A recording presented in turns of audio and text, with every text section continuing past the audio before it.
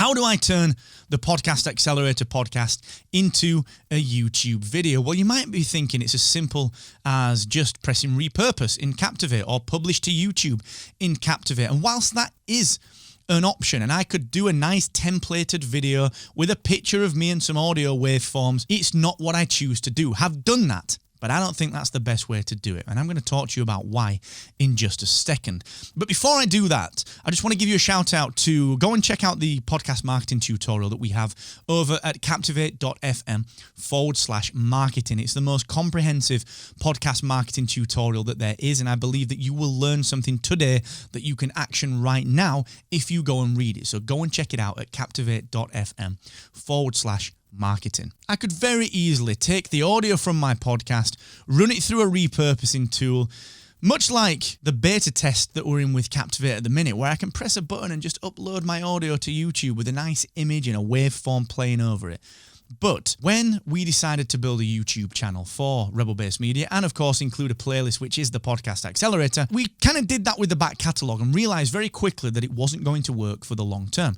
And we made some mistakes as well. Turning your podcast into a YouTube video is not as easy as it sounds. If it was easy, then it would be easy to build each channel. But the point is that each channel has its own nuances, its own things that it needs. And ultimately, the thing that I want you to understand is that different audiences want different things. So a podcast audience wants different things to a YouTube audience. Here is how we, number one, turn the Podcast Accelerator into a YouTube video. Number two, some lessons that I learned when I started doing that. Okay, so I'll tell you the how, and then I'll tell you the things that I would not do again, the mistakes that we made and the lessons that we learned. You may be watching this on YouTube now, or maybe you're listening to it via your podcast app. Either, you will get the same audio. Now, why am I saying that? Well, I could very easily, right now I'm going to do it, so heads up, there's some audio incoming. I could very easily press the button to play my intro for my podcast. All right, ready? 3, 2, 1. My audio is there. Now, I use a Rodecaster Pro, and I also use a Zoom setup as well, either the L8 or the new P8. I switch between those three products. I've got this wired into my computer. I've got it wired in to record to an SD card on the Rodecaster, but I've also got it wired in, if you're watching on YouTube right now, so youtube.com/rebelbasemedia, I've got it wired into the camera right there in front of me. And the camera, Canon EOS 80D with a Sigma 20mm 1.4 lens on it, which gives me this nice blur in the background. It's getting the audio from the Rodecaster. So the audio recording, it's the same, okay? And what we do is I record this into the Rodecaster, and then I send the video to Stephen, who's our fantastic editor, and Stephen edits the video down for me. Now, this is the important thing, because I don't do anything else. I don't do anything else when it comes to like the tech side of it or the editing side. However, that editing part is very, very important. So that's really as simple as it gets. The Rodecaster that I would record into anyway, I'm just recording the audio into the camera as well. And I'm just using a little 1/4-inch jack lead to do that, out of the Rodecaster headphone port into the microphone input on the camera.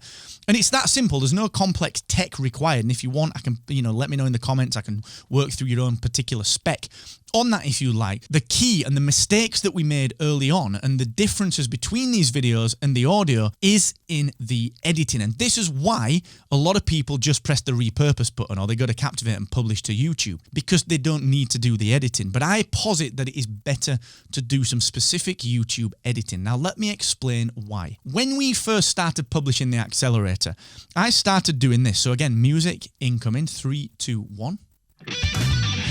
All right, wouldn't it be fantastic if you had a YouTube version, blah, blah, blah, blah, blah, and I'd go through my intro and I would do this and I would talk through it, and you would get on YouTube the same intro that you have now. I'm going to stop the music. The problem with that is that whilst it was easy for me and it felt good, because I was like, well, wait a sec, I'm filming myself, like surely that's good enough for YouTube. The problem with that was that the YouTube audience don't want that. They didn't want the Aweber pre-roll or the Captivate pre-roll. The YouTube audience is different. They want the content quicker. What we did after about 15, 20 episodes is we decided to cut the audio.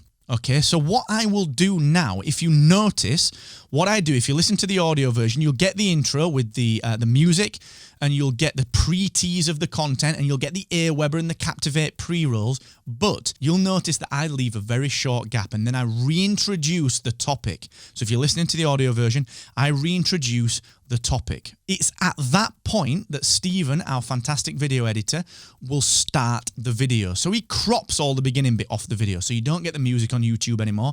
You don't get the Aweber. You don't get the Captivate pre-rolls, because I learned from YouTube and from my audience. Some people shouted at me on LinkedIn for doing it and having the intro in there on YouTube. Some people shouted at me on YouTube. So we had to be agile and change and iterate. Stephen cuts it. So you will only ever now see the video diving straight in. The key thing is we don't do any other editing on the audio. You get my raw, unfiltered audio. And the reason for that is because that's why people tune in to the podcast, for my unedited raw thoughts. However, YouTube is a different audience. They're used to nice jump cuts. They're used to nice editing, and they're used to a certain quality level. It's why I invested in some lighting and this nice background that you'll see on YouTube, and this lens to give this nice bokeh effect, this blur behind me. They expect more of the editing style from my YouTube videos. So what Stephen also does is he jump cuts. He will put jump cuts in between. So now he's going to do a jump cut. The jump cut was there, all right? You see the jump cut